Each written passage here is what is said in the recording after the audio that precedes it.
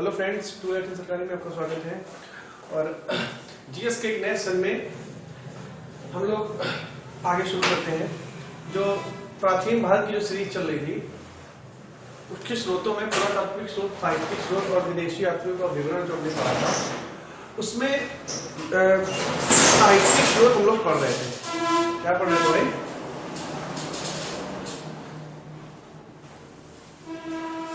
साहित्यिक स्रोत पढ़ रहे थे। और साहित्यिक स्रोत को हमने दो भागों में बांटा था। दो भागों में बांटा था, धार्मिक साहित्य और लौकिक साहित्य। धार्मिक और लौकिक, ठीक है। बाद में लौकिक धार्मिक दो भागों में बट गया था, ब्राह्मण और ब्राह्मणोत्तर। ब्राह्मण और ब्राह्मणोत्तर, ठीक है। इसके बाद लौकिक साहित्य आया था। हम लोगों का चल रहा था लौकिक साहित्य।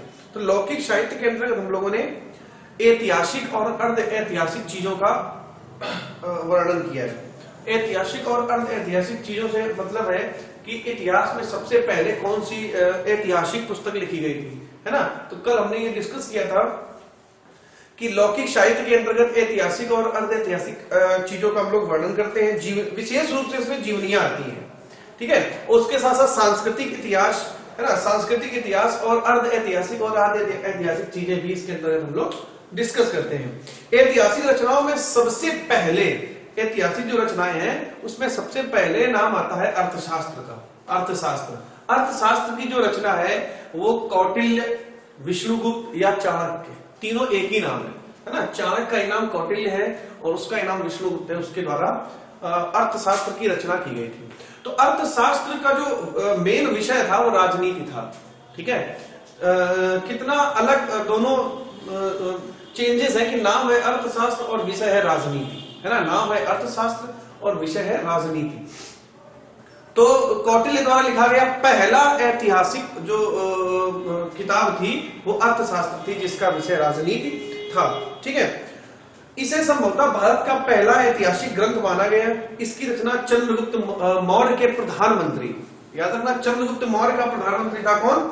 विष्णुगुप्त, कौटिल्य या चाणक्य के द्वारा की गई थी, है ना। और इसको जो है इसने 15 खंडों में विभक्त किया था, ठीक है। 15 खंडों में इसको विभक्त किया था। किसको? अर्थशास्त्र को। यह एक महत्वपूर्ण विधि ग्रंथ भी है ना। 15 अधिकरणों में विभक्त यह खंड दूसरा और तीसरा सबसे प्राचीन है। दूसरा और तीसरा सबसे प्राचीन खंड है। अगर आपसे पूछा जाए कि अर्थशास्त्र किसने लिखा, उसने चाणक्य ने लिखा। चाणक्य का दूसरा नाम विष्णुगुप्त, है ना, और एक और नाम कौटिल्य। ये किसका प्रधानमंत्री था? चंद्रगुप्त मौर्य का, ठीक है। चंद्रगुप्त मौर्य का ये प्रधानमंत्री था। इसने अर्थशास्त्र लिखी थी। अर्थशास्त्र को कितने खंडों में बांटा था? 15 अधिकरणों में बांटा था। और उसमें जो दूसरा और तीसरा अधिकरण है वो सबसे पुराना है। 15 अधिकरण है, दूसरा और तीसरा सबसे पुराना है उसमें, ठीक है। इसके बाद हमने और भी बहुत सारी चीजें आपको डिस्कस की थी कि एक महाभाष्य है। अच्छा, अगर ये प्रश्न आपसे पूछ दिया जाए कि जो अर्थशास्त्र है, अर्थशास्त्र में किसका वर्णन किया गया है, तो चंद्रगुप्त मौर्य के पूरे मौर्य साम्राज्य का वर्णन किया गया है। और उसमें सबसे जो उसका प्रतापी राजा था चंद्रगुप्त मौर्य, उसका वर्णन है उसी में, ठीक है। इसके बाद हम लोग आते हैं अर्थशास्त्र प्राचीन राजतंत्र एवं अर्थव्यवस्था के अध्ययन के लिए बनाया गया था। जो अर्थशास्त्र है वो प्राचीन राजतंत्र, जो प्राचीन राजतंत्र था, ठीक है। राजतंत्र, देखो तंत्र दो प्रकार के होते हैं, राजतंत्र और प्रजातंत्र। अगर पॉलिटी की वीडियो आपने नहीं देखी तो हमने राजतंत्र और प्रजातंत्र को अच्छे से डिस्कस करके बताया, उसको डिफाइन करके, ठीक है। तो पुराना जो राजतंत्र था और उसके साथ साथ अर्थशास्त्र और उसके साथ साथ विधि। देखो, पुराना राजतंत्र, अर्थशास्त्र प्लस विधि प्लस राजनीति, सबकी जानकारी आपको किसमें मिलती है? अर्थशास्त्र में मिलती है। और इसके साथ साथ देखो, अर्थशास्त्र में चंद्रगुप्त मौर्य का तो शासन मिलता ही मिलता है। और इसके अलावा, अर्थशास्त्र के अलावा मुद्रा राक्षस एक पुस्तक है जो विशाख दत्त के द्वारा लिखी गई थी। विशाख दत्त के द्वारा मुद्रा राक्षस, सोमदेव के द्वारा कथा सरित सागर, जो सोमदेव का कथा सरित सागर था। कथा सरित सागर किसके द्वारा लिखा गया था? सोमदेव के द्वारा जो कथा सरित सागर लिखा गया था। और क्षेमेंद्र की वृहत कथा मंजरी, एक क्षेमेंद्र की वृहत कथा मंजरी थी जिस पर जिन तीनों पुस्तकों में भी चंद्रगुप्त मौर्य के बारे में वर्णन किया गया है। ठीक है, और वो चंद्रगुप्त मौर्य के समय का कैसा साम्राज्य था, कैसी व्यवस्था थी, कैसे नियम कानून थे, सब उसमें बताया गया है। इसके साथ कौटिल्य अर्थशास्त्र के अनेक सिद्धांतों को 7वीं 8वीं शताब्दी में, देखो जो कौटिल्य की अर्थशास्त्र थी, अब यहां तक हमने कल आपको बता दिया था। अब इसके बाद यहां से आज क्लास शुरू होती है कि कौटिल्य की अर्थशास्त्र को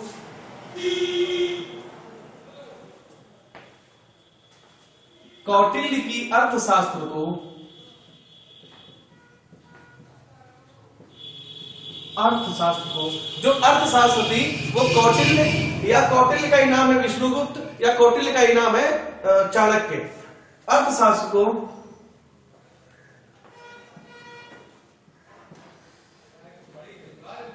नैतिक शास्त्र के रूप में परिवर्तित किया है। ठीक है, अर्थशास्त्र को किसमें परिवर्तित किया गया भाई? नैतिक शास्त्र में। ठीक है, नैतिक शास्त्र में परिवर्तित किया गया, जो 7वीं 8वीं सदी से संबंधित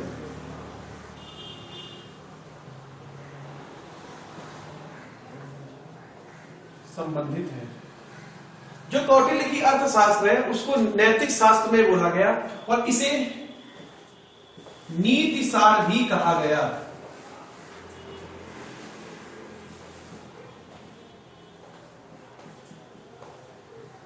इसे नीतिसार भी कहा गया। ठीक है, तो कौटिल्य की अर्थशास्त्र को नीतिसार भी कहा गया। ठीक है, नीतिसार भी बोला गया। अच्छा, नीति शास्त्र के लेखक कौन थे? नीतिसार के लेखक कामानदार थे। नीति शास्त्र के लेखक कौन थे भाई? कामानदार थे। ठीक है, तो इतना आपको समझ में आया होगा कि जो कौटिल्य की अर्थशास्त्र थी उसको नैतिक शास्त्र और नीति शास्त्र के रूप में 7वीं 8वीं सदी में कामरांद्र के द्वारा परिवर्तित किया गया। ठीक है, तो इसके खंड कितने थे भाई? 15। ठीक है, 15 में दूसरा और तीसरा सबसे प्राचीन था। इसके बाद आता है ऐतिहासिक रचनाओं में सबसे महत्व। अच्छा, ऐतिहासिक रचनाओं में इसके बाद आती है ऐतिहासिक रचनाओं में कल्हड़ द्वारा लिखित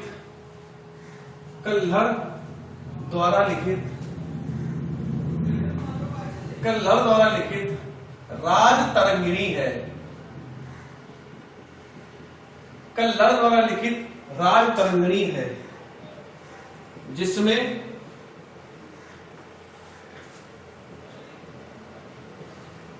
कश्मीर के बारे में बताया गया। ठीक है, ऐतिहासिक रचनाओं में कल्हड़ द्वारा लिखित राजतरंगिणी है। सीधे सीधे प्रश्न पूछा था, राजतरंगिणी के लेखक कौन है? कल्हड़। राजतरंगिणी में किस साम्राज्य का वर्णन है? तो कश्मीर साम्राज्य का वर्णन है, कश्मीर के राज्य बारे में बताया गया है। यह संस्कृत साहित्य के रूप में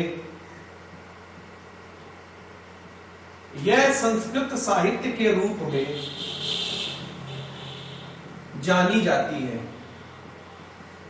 यह संस्कृत साहित्य के रूप में जानी जाती है। मतलब राजतरंगिणी संस्कृत भाषा में लिखी गई।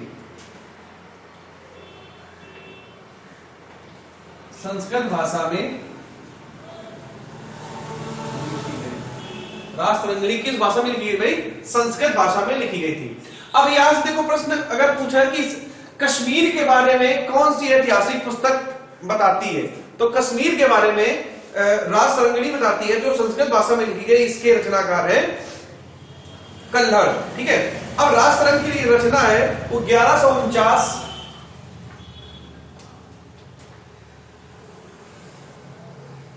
इसकी रचना 1149-50 ईस्वी में की गई थी। ठीक है, जो रासरंगणी है इसकी जो रचना है वो 1149 और 50 में की गई थी। 1149 और 1150 के समय में की गई थी। कश्मीर के इतिहास के बारे में पूरी जानकारी रासरंगणी द्वारा दी जाती है। इसकी रचना की थी हमारे कल्हड़ ने, और ये संस्कृत साहित्य के रूप में जानी जाती है। ठीक है, इसकी जो भाषा है वो संस्कृत है। ठीक है, इतना रासरंगणी के बारे में इतनी जानकारी आपको होनी चाहिए।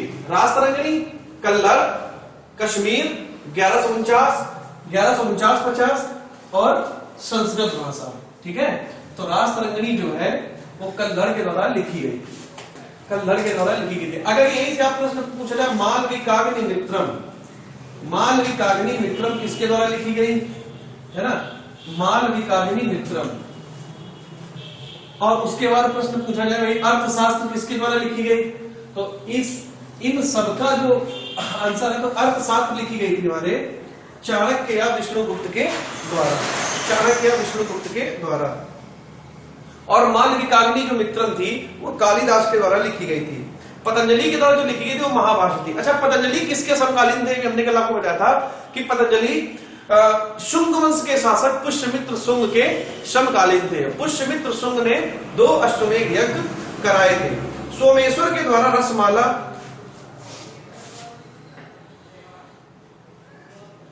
सोमेश्वर के द्वारा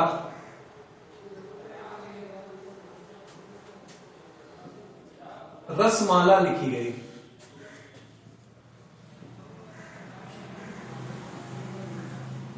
सोमेश्वर के द्वारा लिखी गई थी क्या, रसमाला। ठीक है, कार्तिक कौमुदी, अच्छा हाँ, कार्तिक कौमुदी,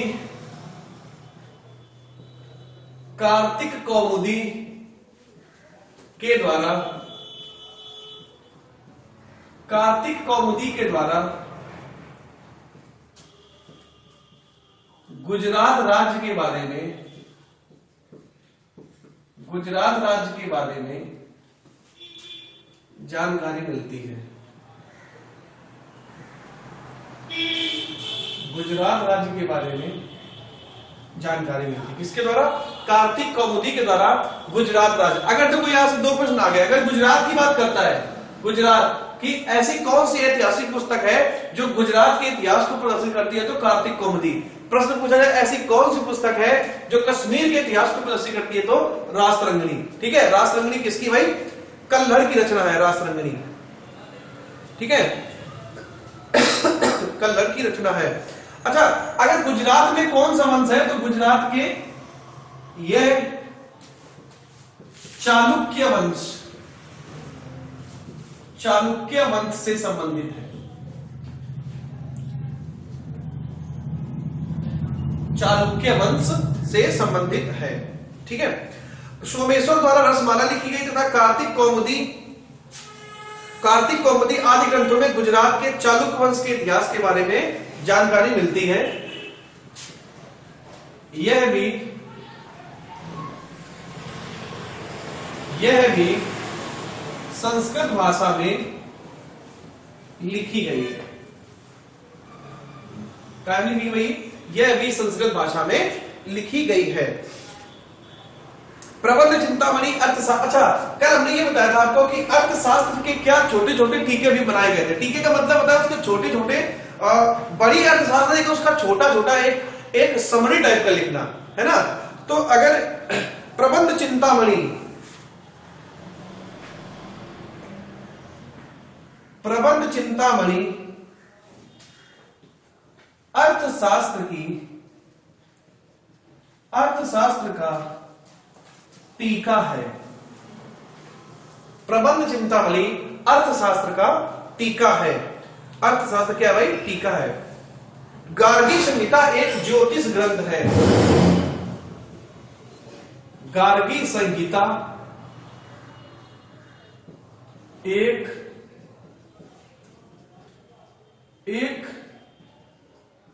ज्योतिष ग्रंथ है। गार्गी संहिता एक ज्योतिष ग्रंथ है। इसमें यवन आक्रमण का उल्लेख मिलता है। यवन आक्रमण का उल्लेख मिलता है। गार्गी संहिता एक ज्योतिष ग्रंथ है, इसमें यवन आक्रमण का उल्लेख मिलता है। तो गार्गी संहिता है, गार्गी संहिता में किसका उल्लेख मिलता है भाई? यवन आक्रमण का उल्लेख मिलता है। यवन आक्रमण का उल्लेख मिलता है। और याद रखना यह एक ज्योतिष ग्रंथ है भाई। कैसा ग्रंथ है? ज्योतिष ग्रंथ है। तो सोमेश्वर द्वारा रसमाला लिखी गई। प्रश्न भाई अच्छे हैं, इसको थोड़ा देख लेना। रसमाला किसके द्वारा लिखी गई? सोमेश्वर के द्वारा लिखी गई। कार्तिक कौमुदी, कार्तिक कौमुदी के से हमको गुजरात के बारे में जानकारी मिलती है। गुजरात के बारे में जानकारी मिलती है। और इसकी रचना किसने की थी? मेरुतंग ने। मेरुतंग, मेरुतंग द्वारा लिखित, मेरुतंग द्वारा लिखित कार्तिक कौमुदी गुजरात राज्य के बारे में बताती है और जिसमें चालुक्य वंश का वर्णन किया गया है। संस्कृत भाषा में लिखी गई है या संस्कृत साहित्य से संबंधित है। अच्छा, इसके बारे में गार्गी संहिता, गार्गी संहिता एक ज्योतिष ग्रंथ है। अच्छा, प्रश्न पूछा जाए कि गार्गी संहिता में किसका वर्णन आता है? तो गार्गी संहिता में वर्णन आता है यवन आक्रमण का। यवन आक्रमण का प्रश्न अगर ये पूछा जाए कि भाई कश्मीर का इतिहास किसमें आता है, तो कश्मीर का इतिहास आता है कल्लड़ की राज तरंगिणी में। ठीक है, कल्लड़ की राज तरंगिणी में कश्मीर का। और कार्तिक कौमुदी में, कार्तिक कौमुदी मेरुतंग द्वारा लिखित है और इसमें गुजरात का जो चालुक्य वंश है, चालुक्य वंश, उसके बारे में जानकारी मिलती है। चालुक्य वंश भी दो भागों में बटा भाई। ठीक है, आपको जब इतिहास और आगे लवी चलेगा तो जब राज्य पढ़ेंगे गुजरात वगैरह, तो चालुक्य वातापी और चालुक्य बादामी, ठीक है, ये दो राज्य आएंगे जो अलग अलग उसको डिस्कस करेंगे। इसके बाद है ऐतिहासिक अश्वघोष द्वारा लिखित बुद्ध चरित्र। हमने जब को बौद्ध साहित्य पढ़ाया था तो हमने उसमें बताया बुद्ध चरित्र के लेखक कौन है? अश्वघोष। ठीक है, अश्वघोष ने बुद्ध चरित्र की स्थापना की थी। बुद्ध चरित्र लिखा था। अश्वघोष ने क्या किया था भाई? बुद्ध चरित्र लिखा था। तथा बाणभट्ट ने हर्ष चरित्र लिखा। बाणभट्ट ने हर्ष चरित्र लिखा था। क्या लिखा था भाई? बाणभट्ट ने हर्ष चरित्र लिखा था। वाकपति ने गौड़वह लिखा। वाकपति ने गौड़वह लिखा। गौड़वह लिखा था। वाकपति ने क्या लिखा था भाई? गौड़वह लिखा था। और इसके बाद है विल्हड़ का विक्रमादेव चरित्र। विल्हड़ का विक्रमादेव चरित्र। विक्रमादेव चरित्र, विल्हड़ का विक्रमादेव चरित्र। विल्हड़ ने विक्रमादेव चरित्र लिखा था। अब यहां से कंफ्यूजन क्रिएट शुरू हो जाती है। कैसे? कल्लड़ अलग है और विल्हड़ अलग है, इन दोनों में अंतर क्या है? तो देखो, विल्हड़ जो थे, विल्हड़ विक्रमादित्य के दरबार में थे और कल्लड़ क्या थे? कल्लड़ कश्मीर के जो कारकोट वंश है, कश्मीर का जो कारकोट वंश था उससे संबंधित थे। तो कल्लड़ और विल्हड़ एक नहीं है।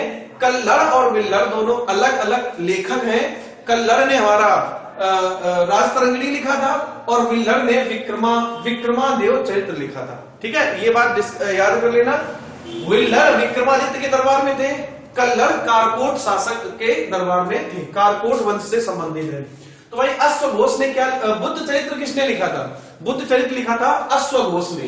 अश्वघोष ने। प्रश्न ऐसे पूछे जाएंगे, बाणभट्ट किसके दरबार में थे? हर्षवर्धन। क्या लिखा था? हर्ष चरित्र। वाकपति किसके ने क्या लिखा था? गौड़वह। विल्हड़ ने विक्रमादेव चरितम लिखा था। विल्लर ने विक्रमादेव चरितम लिखा था। सांध्यकर नंदी ने रामचरित की स्थापना किसने लिखा था? संध्याकर नंदी। संध्याकर नंदी ने रामचरित लिखा। रामचरित लिखा था। अगर रामचरित मानस आ जाता है तो तुलसीदास आ जाएगा, रामायण आता है तो वाल्मीकि आ जाएगा। महाकाव्य ने अपने रामायण और महाभारत आपको बताए थे। संध्याकर नंदी ने रामचरित लिखा था। रामचरित लिखा था। इसके बाद है पद्मगुप्त का नव सहसांक। पद्मगुप्त ने नव सहसांक लिखा था। पद्मगुप्त ने नव सहसांक लिखा था। ठीक है, पद्मगुप्त ने क्या लिखा था? नव सहसांक लिखा था। अब देखो ये है क्या? ये लेखक है और ये इनकी रचनाएं हैं। प्रश्न कैसे पूछा जाएगा? या तो वन लाइनर प्रश्न आ जाएगा कि बाणभट्ट ने क्या, या हर्षचरित किसने लिखा था? बाणभट्ट ने। या कभी कभी मैच द फॉलोइंग में आता है। जब मैच द फॉलोइंग में आएगा तो ये एक तरफ इधर आ जाएगा और ये आपको क्रमांक बदल देगा। तो अगर इतनी सारी कुछ चीजें पता होंगी, मैक्सिमम चीजें आपको आई होप पता भी होंगी, जैसे संध्याकर नंदी आपके लिए नया होगा, रामचरित लिखा था, याद कर लेना। रामचरित मानस तो पता ही है कि भाई तुलसीदास ने लिखी थी अवधी भाषा में, लेकिन पद्माकर नंदी ने रामचरित लिखा था। ठीक है, पृथ्वीराज रासो चंद्रवरदाई ने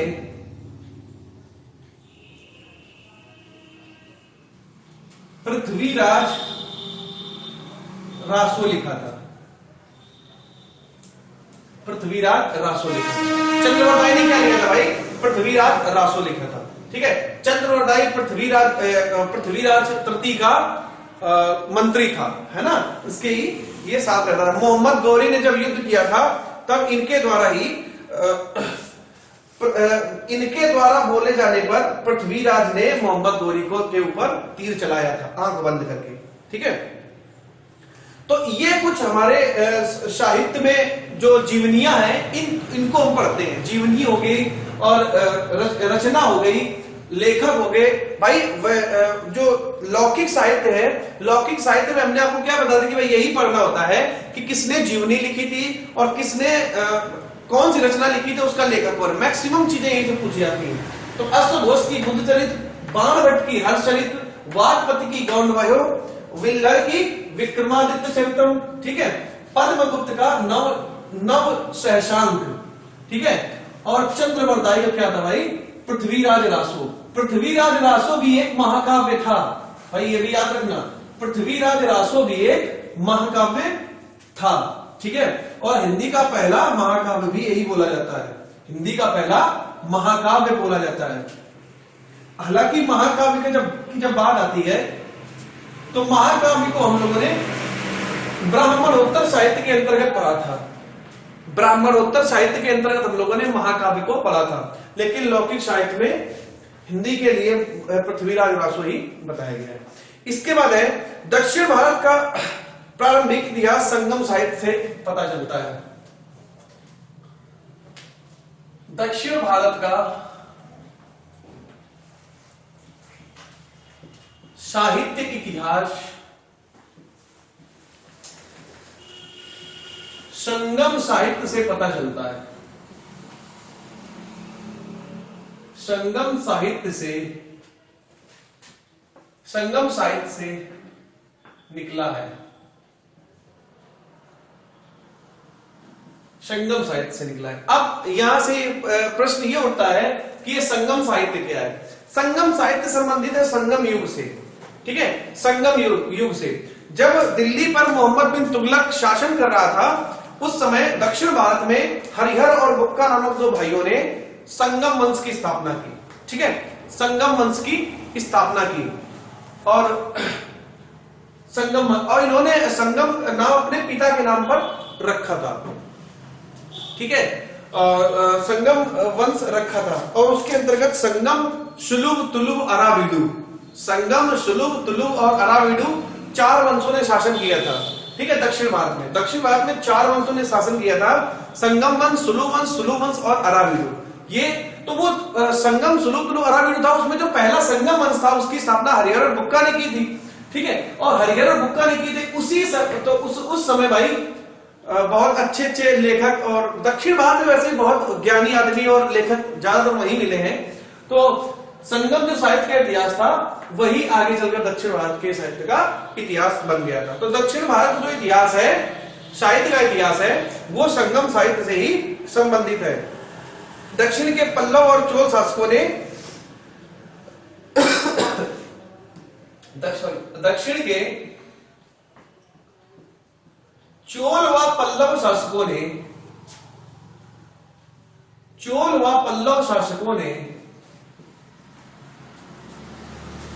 भी दक्षिण के चोल व पल्लव शासकों ने भी दक्षिण साहित्य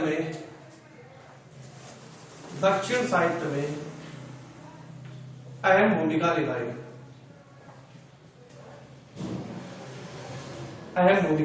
निभाई, ठीक है। और अहम भूमिका निभाई इन्होंने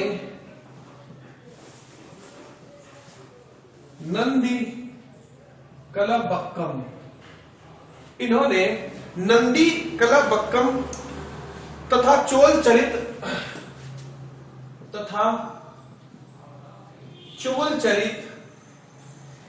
आदि की रचनाएं कराई।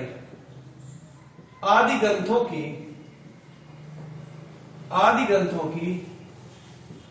रचनाएं करवाई, ठीक है।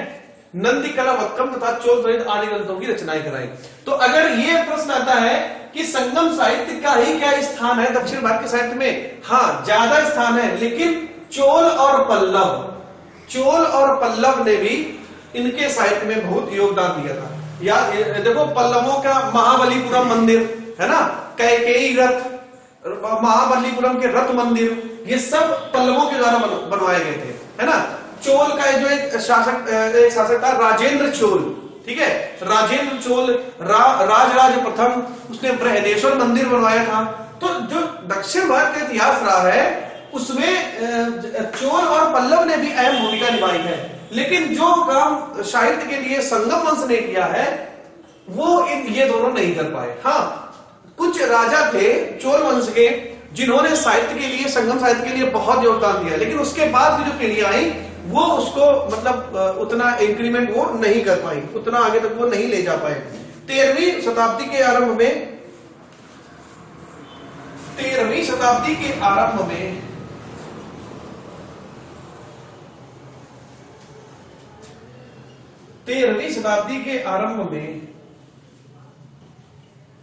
अरबों द्वारा सिंध पर आक्रमण किया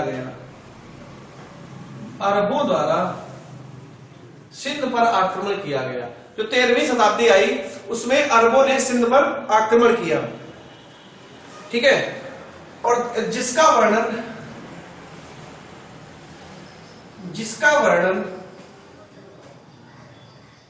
चचनामा नामक ग्रंथ से या चचनामा नामक पुस्तक से मिलता है। जिसका वर्णन चचनामा नामक पुस्तक से मिलता है। तो चचनामा नामक जो पुस्तक है उससे क्या वर्णन आता है कि भाई उसमें यह पता चलता है कि 13वीं शताब्दी में अरबों ने सिंध पर आक्रमण किया। प्रश्न देखो यहीं से पूछा जाएगा, मैक्सिमम जो हम इंपॉर्टेंट चीजें बता रहे हैं उसको नोट करते चलना भाई। चचनामा जो पुस्तक है, चचनामा पुस्तक से जानकारी क्या मिलती है, यह पता चलता है कि अरबों द्वारा सिंध पर आक्रमण किया गया। कब? 13वीं शताब्दी में। ऐसे ही अभी हमने तुमको गुजरात के बारे में बताया था, कौमुदी, है ना, और उसके पहले कश्मीर के बारे में बताया था, है ना। तो ये सारी जो चीजें हैं वो एग्जाम में, वनडे एग्जाम में पूछी जाती है। तो जो दक्षिण भारत का जो साहित्य है, अगर दक्षिण भारत के साहित्य की बात करते हैं तो उसके साहित्य के अंतर्गत एक ही नाम लिया जाता है, संगम वंश का। हालांकि संगम वंश के साथ साथ चोल और पल्लवों ने भी उसमें अहम भूमिका निभाई। कैसे? क्योंकि पल्लवों के भाई रथ मंदिर, महाबलीपुरम के रथ मंदिर, है ना, और उसके बाद चोल जो शासक थे चोलों द्वारा बनवाया गया बृहदेश्वर मंदिर जो तंजौर में, चोलों की राजधानी कहां थी भाई? तंजौर थी, और पल्लवों की राजधानी थी महाबलीपुरम। तो अपनी यहीं पे इन्होंने बहुत सारे मंदिर बनवाए थे और बहुत सारे संस्कृत के टीके भी लिखवाए थे। इसके बाद चचनामा नामक पुस्तक से सिंध पर आक्रमण करने की जानकारी मिलती है। तो यहां से जो लौकिक साहित्य है, लौकिक साहित्य का जो एक क्राइटेरिया है वो यही तक थोड़ा फिक्स हो जाता है। ओवरऑल हिसाब से अगर आप ये देखोगे कि लौकिक साहित्य के अंतर्गत हम लोग सिर्फ ये बात पता करते हैं कि जब जब कोई युग आया, कोई साम्राज्य आया, तो उस साम्राज्य का जो मतलब जो लेखक थे, कौन कौन से उन्होंने नई नई रचनाएं की, है ना, और कैसे उन्होंने संस्कृत भाषा को आगे ले गए, या अपना जो धर्म और संस्कृति वगैरह बातें थी, कैसे उन्होंने आगे आने वाली पीढ़ी को समझाया, और उसको समझाने के लिए उन्होंने क्या क्या प्रयत्न किए, क्या क्या पुस्तकें लिखी, और जो राजा के साथ जो उनके मंत्री होते थे उन्होंने अपने राजा से क्या डिस्कस किया और क्या आने वाले समय को उन्होंने डिलीवर किया। ठीक है, तो इस साइड से हम लोग लगभग इतनी बातें समझ में आते हैं। और इसके अलावा जो जैन और बौद्ध वाला जो पूरा एक क्राइटेरिया था, उसको हम लोगों ने हमने आपको पूरा डिस्कस कर दिया था कि ब्रह्मोत्तर साहित्य के अंतर्गत वो उन्होंने अपने आने वाले समय को कैसे डिलीवर किया। जैसे जैन साहित्य था, तो जैन साहित्य को क्या बोला जाता था? आगम। आगम का हिंदी अनुवाद क्या था? सिद्धांत। अब आगम में क्या 12 अंग थे, 12 उपांग थे, 10 प्रकीर्ण थे और 6 छंद सूत्र थे। ठीक है, 12 अंग, 12 उपांग, 6 प्रकीर्ण और 6 छंद सूत्र थे। ठीक है, ऐसे ही जैन ग्रंथ को हम लोग आगम कहते थे। आगम का पूरा नाम, आगम का अर्थ होता था सिद्धांत। और जो प्रमुख थे वो 12 अंग थे, है ना। जैनों के जो प्रमुख थे वो 12 अंग थे। और भगवती सूत्र में 16 महाजनपदों की जानकारी मिलती है। अगर जैनों की बात करता है तो भगवती सूत्र, अगर बौद्धों की बात करता है तो अंगुत्तर निकाय। अच्छा, अब अंगुत्तर निकाय की अगर बात आ जाती है तो अंगुत्तर निकाय किस पिटक का एक भाग था? तो सुत्त पिटक का भाग था। सुत्त पिटक के कितने भाग थे भाई? 5 भाग थे। दिग्ग निकाय, मध्यम निकाय, संयुक्त निकाय, अंगुत्तर निकाय और खुद्दम निकाय। ठीक है, पिटक 3 थे, सुत्त पिटक, विनय पिटक और अभिधम्म पिटक। सुत्त पिटक के बारे में धार्मिक विचार आते हैं, विनय पिटक के बारे में नियम आते हैं, और अभिधम्म पिटक के बारे में बौद्ध दर्शन आता है। एक्चुअली अगर पूछा जाए पिटक का हिंदी शब्द क्या है, हिंदी रूपांतरण, तो पिटक का मतलब होता है पिटकरी, मतलब टोकरी। ठीक है, भगवती सूत्र में महावीर के जन्म, जैन धर्म के जो संस्थापक थे वो महावीर स्वामी थे। ठीक है, तो तीर्थंकर शब्द जैन धर्म से संबंधित है। जैन धर्म सबसे पुराना धर्म है। ठीक है, तो भगवती सूत्र में महावीर के जीवन के बारे में जानकारी मिलती है, और यहाँ से 16 महाजनपदों की जानकारी भी मिलती है। तो यहां से हम लोग अपना जो साहित्यिक जो उसका सोर्स है, ठीक है, पुरातात्विक स्रोत, साहित्यिक स्रोत खत्म होता है। नेक्स्ट क्लास से आपको विदेशी यात्रियों द्वारा जो विवरण दिया गया है ना, उसके आधार पर हम लोग इतिहास को कैसे आगे करेंगे ये डिस्कस करेंगे। तब तक लाइक शेयर सब्सक्राइब जरूर करें। Thank you.